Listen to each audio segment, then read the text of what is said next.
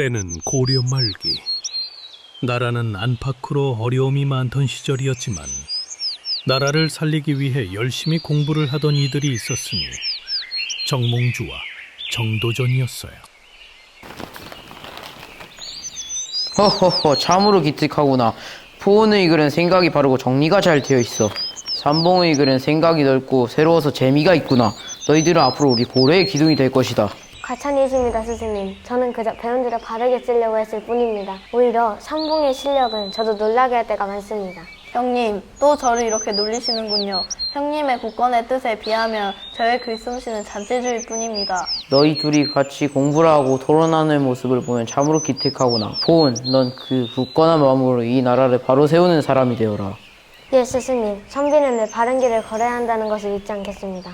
삼봉, 너는 그 새로운 생각으로 백성들을 더 잘 살 수 있는 길을 찾아보거라. 백성들을 위한 길이라. 스승님, 형님과 함께라면 저도 그 길을 찾을 수 있을 것 같습니다. 그래, 우리가 열심히 공부한 이유도 그것 아니겠나?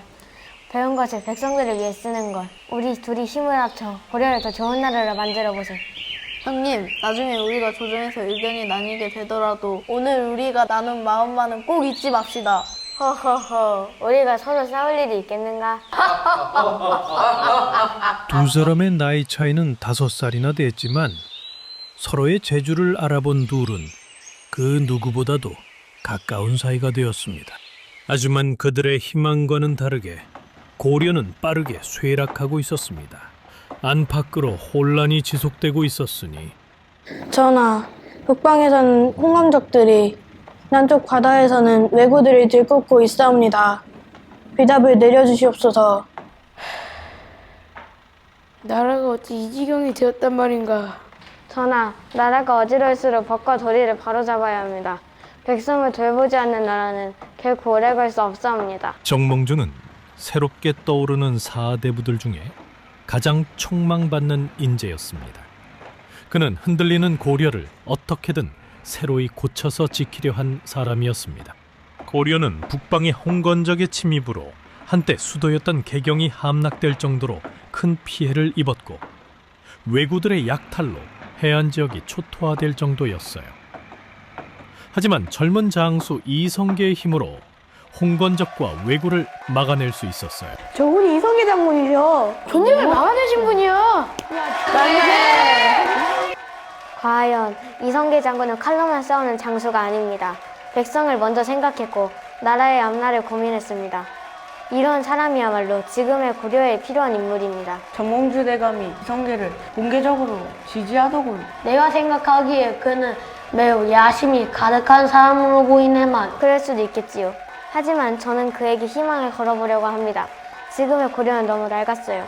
우리의 힘만으로는 새로이 하기 힘든 상황입니다. 사대부들 가운데 가장 촉망받던 정몽주는 실질적으로 힘이 되어줄 인물로 이성계를 점찍고 고려를 새롭게 할 희망을 보았어요. 정몽주를 비롯한 사대부들의 신뢰와 백성들의 강력한 지지를 받던 이성계는 결국 위화도 회군을 통해 최영 우왕을 몰아내고 고려의 실질적인 1인자가 되었어요. 우왕에 이어 창왕까지 쫓아내는 데 협력했던 정몽주였지만 점점 이성계의 의도를 의심하게 되었어요. 삼봉, 왕을 위협하고 군대를 돌려 개경까지 공격한 것이 우리가 성경관에서 함께 꿈꾸던 백성들을 위한 길이었나? 형님, 고인물은 썩기 마련입니다. 지금의 고려는 조금 고쳐서 살릴 수 있는 나라가 아닙니다. 뿌리부터 썩은 나무는 가지를 아무리 잘라도 다시 되살릴 수 없습니다. 자네가 유배지에서 고생할 때 내가 이 책 맹자를 보내준 뜻을 잊었나? 나는 자네가 고려를 다시 일으킬 사람이 되길 바랬네. 하지만 자네는 지금 이 책을 고려를 무너뜨리는 데 쓰고 있었군. 형님은 이 책에서 임금의 도리를 보셨겠지만 저는 이 책에서 백성이 가장 중요하다라는 뜻을 보았습니다. 백성이 가장 중요하며 나라는 그 다음이며 임금은 가장 가벼운 존재다. 그 뜻은 임금이 백성을 위해 자신을 낮추라는 말이지 신하가 임금을 마음대로 바꿔도 된다는 뜻이 아니네. 맹자님의 가르침은 고려 왕실에서 언제까지나 이어져야 하네. 아닙니다. 백성을 힘들게 하는 임금은 더 이상 임금이 아닙니다. 저는 고려가 아닌 이 책에서 말하는 진짜 주인은 백성을 위해 나라를 세울 것입니다. 보호 선생, 삼봉의 말이 거칠긴 하지만 틀린 말은 아니오. 백성들이 굶주려 가는데 왕실의 이름이 무슨 소용이 있겠소. 저를 도와주시오. 선생 같은 사람이 저를 도와주신다면 백성들을 위한 나라는 더 빠르게 세워질 수 있을 것입니다. 장군마저 삼봉의 그 위험한 생각을 따르시는군요. 부온, 나는 당신을 포기할 수 없소. 당신은 나의 오랜 보시자 스승이오. 제발 우리와 함께 해주시오. 장군, 저는 제 방식대로 끝까지 고려를 지킬 것입니다. 삼봉, 내가 준 책을 고려를 무너뜨리는 데 쓴다면 나는 무슨 일이 있어도 자네를 막을 것이야.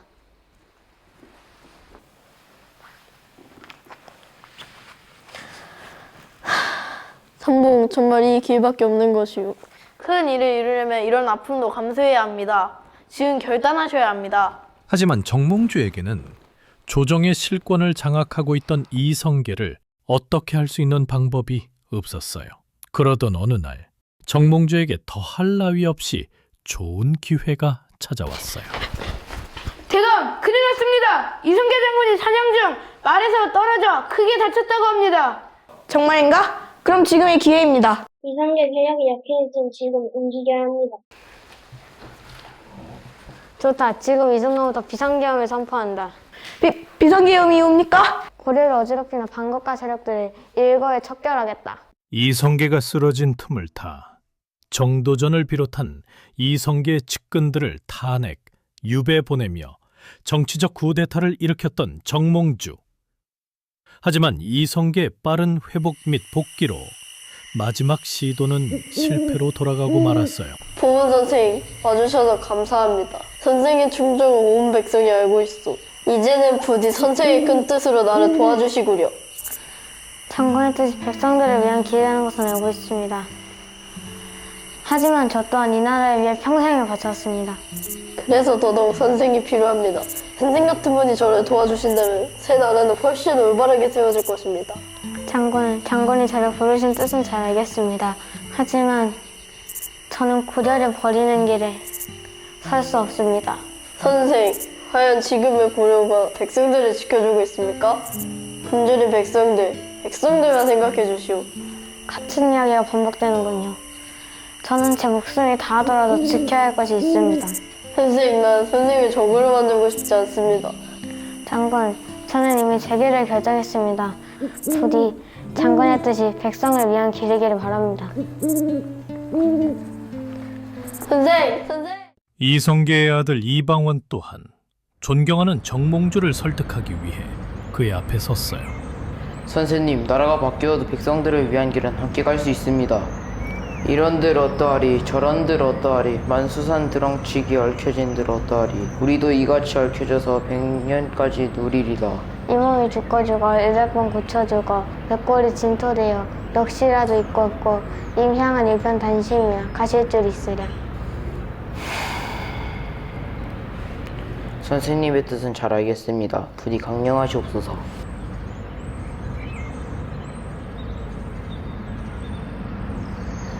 그 이후 며칠 지나지 않은 어느 날 저녁, 정몽주는 외출을 마치고 집으로 향하고 있었어요. 대감마님, 오늘따라 길이 몹시 어수선한데요? 최후 군인들이 많을줄 압니다. 그래, 이 길의 끝을 이제는 알 것 같구나. 뭔 뚱딴지 같은 말씀이십니까? 이 길의 끝은 대감마님 댁 아닙니까? 나는 여기서 볼 용무가 있으니 넌 먼저 돌아가도록 하여라. 아닙니다. 제가 끝까지 지키겠습니다. 안 된다.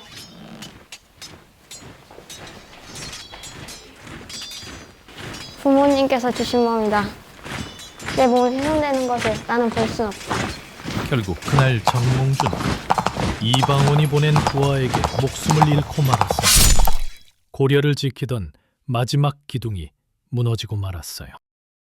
살아서는 고려의 마지막 충신으로, 죽어서는 조선 성리학의 시조로 추앙받는 인물 정몽주. 경상북도 포항시에 그의 학문과 덕을 기리기 위한 5천서원이 세워졌습니다. 기울어져가는 나라를 바로 세우기 위해 노력했던 충신의 마음을 기리도록 합시다. 이 몸이 죽고 주고 100번 고쳐주고 백골이 진토되어 넋이라도 있고 없고 임향한 일편단심이야 가실 줄이 있으랴.